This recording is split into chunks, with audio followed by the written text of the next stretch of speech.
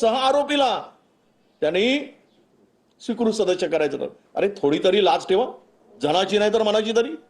आपण काय करतो, छोट्या मुलींच्या लैंगिक शोषणामध्ये असलेला सह आरोपीला तुम्ही त्याला स्वीकृत सदस्य करताय, नगरसेवक करताय. यावरून तुमच्या कार्यपद्धतीचे महाराष्ट्र तमाशा बघतोय हे सिद्ध होत आहे. अशांच्या चहा पाण्याला आपण जायचं का, हा खरा प्रश्न आहे. पेपरफुटीचे प्रकरण तर आता रोजचेच झाले, त्यामुळे अधिक बोलण्याची गरज नाही. यामध्ये आपल्याला केंद्राकडून काय मिळत आहे, काय ऐपत आहे यांची. महाराष्ट्राला आज मदतीचा प्रस्ताव यांनी पाठवला आणि 29,000 कोटीच्या मदतीचा प्रस्ताव डिसेंबर पासून त्यांच्याकडे पडून आहे. अरे जे द्यायचं ते तरी द्या. लगेच गुजरातमध्ये काही झालं की लगेच मिळतात पैसे. महाराष्ट्राला अजून पैसे मिळाले नाहीत, अद्याप पैसे मिळाले नाहीत. शेतकरी एवढ्या मोठ्या मागच्या वर्षीच्या संकटामध्ये आहे, त्याला काहीच मिळालं नाही आणि सरकारची अजून काही त्या संदर्भातली भूमिका नाही. म्हणजे अतिवृष्टी झाली, महापूर आलाय, सगळं पशुधन गेलं, प्रचंड नुकसान झालं, पण शेतकऱ्यांना कुठलीही मदत अजून केंद्राकडून मिळाली नाही. फक्त 781 कोटी रुपयाची मदत मागितली होती केंद्र सरकारकडून, या सगळ्यामध्ये ती सुद्धा दिली नाही. हे दुर्दैवानं या ठिकाणी सांगावं लागतं. पीक विम्याच्या संदर्भात माननीय भास्कररावजी सांगितले की केवळ बनवाबनवी होती, म्हणजे लोकांना मूर्ख बनवण्याचा, शेतकऱ्यांना निवडणुकीच्या तोंडावर जे काही खेळ केला गेला. पण आपल्याला खरा गंभीर प्रश्न, आपल्या पुढे महाराष्ट्रातील जनतेला चहा पाण्यावर बहिष्कार आम्ही का घालतो, तर महाराष्ट्र आता महाराष्ट्र राहिला नाही. महाराष्ट्राला महाराष्ट्र ठेवलं नाही तर महाराष्ट्राला भ्रष्टाचारी महाराष्ट्र म्हणून एक उपाधी मिळाल्यासारखी परिस्थिती झाली. तुम्हाला सांगतो, पर्यावरणाचा संपूर्ण ऱ्हास चालला. नागपूर जिल्ह्यामध्ये रिझर्व असलेली वन विभागाची जागा, नागपूर शहराच्या लगत असलेली ती जागा, 600 एकर जागा, वनव्याप्त जागा, 1 लाख रुपये एकर प्रमाणे 600 एकर जागा अदानींच्या घशात घातली गेली. कुठे पर्यावरणाचं राहिलं.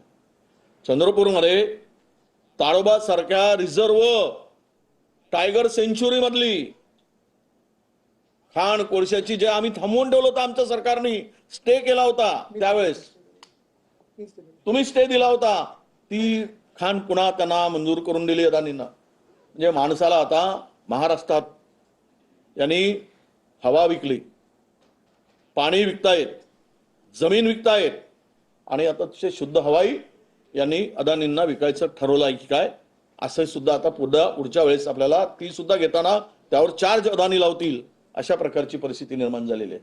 सर्रास वनजमिनींचा ठाणे जिल्ह्यातील 4,000 हेक्टर जमीन, वनजमीन, जी खाजगी वनजमीन होती त्यामध्ये वनजमीनच होती, ती मुळात एका व्यक्तीने त्यावर दावा केला, केस आपल्या इकडे सुनावणी झाली आणि ती जमीन, वन विभागाची जमीन मूळ मालकाला परत देण्याचा निर्णय झाला. त्यावर वनमंत्री गणेश नाईक यांनी सांगितलं, मी खात्याचा मंत्री आहे, 1 इंच सुद्धा जमीन देऊ देणार नाही. तोपर्यंत सगळे व्यवहार झालेले होते, कोणी केलेत सगळ्यांना माहित आहे, आणि ते परत त्याला स्टे दिला गेला. सर्रास जमिनीचे वाटप, महाराष्ट्र तुकडे करून वाटप करण्याचं काम सुरू आहे आणि महिला भगिनी कोणी सुरक्षित नाहीत. ड्रग्स तर सोडाच, छोट्या छोट्या बालिकेवर झालेले अत्याचार इतके प्रचंड मोठे आहेत की त्यावर सरकारची कुठे गंभीरताच दिसत नाही. गृह खातं निद्रावस्थेमध्ये असल्यासारखं वाटायला लागलं आता. काही कुठे दिसायलाच मिळालं नाही, धाक राहिलाच नाही आरोपीवर, म्हणजे गुन्हेगारावर. कारण सगळ्या गुन्हेगारांना सोबत घेऊन राज्यातील मंत्रिमंडळ जर फिरत असेल, त्याला प्रोटेक्शन देत असेल, तर ते गुन्हेगारांची हिंमत वाढणार.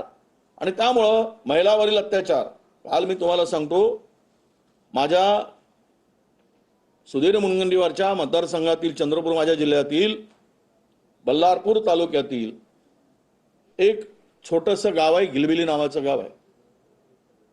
तिथील सरपंच शासकीय मिटिंगला गेलेली होती 5 वर्षापूर्वी, 4 वर्षापूर्वी, म्हणजे आता 3.5, मला वाटतं 3.5 वर्ष झाले.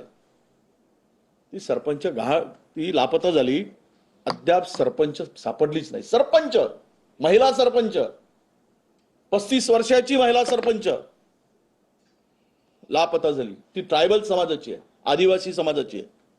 कुठे गेली? पोलिसांच्याकडे नवऱ्याने चक्करा मारून मारून लहान लहान मुलांना घेऊन बाहेरचे चप्पल घासले गेलेत, पण मिळत नाही. हे उदाहरण दिलं मी. आज महाराष्ट्रामध्ये अशा 1,57,000 महिला मुली लापता आहेत. कुठे आहे महाराष्ट्र? कशाला यांचं तोंड बघायला चहा पाण्याला जायचं? म्हणून आम्ही सर्वांनी चहा पाण्यावर बहिष्कार घालण्याचा निर्णय घेतलेला आहे.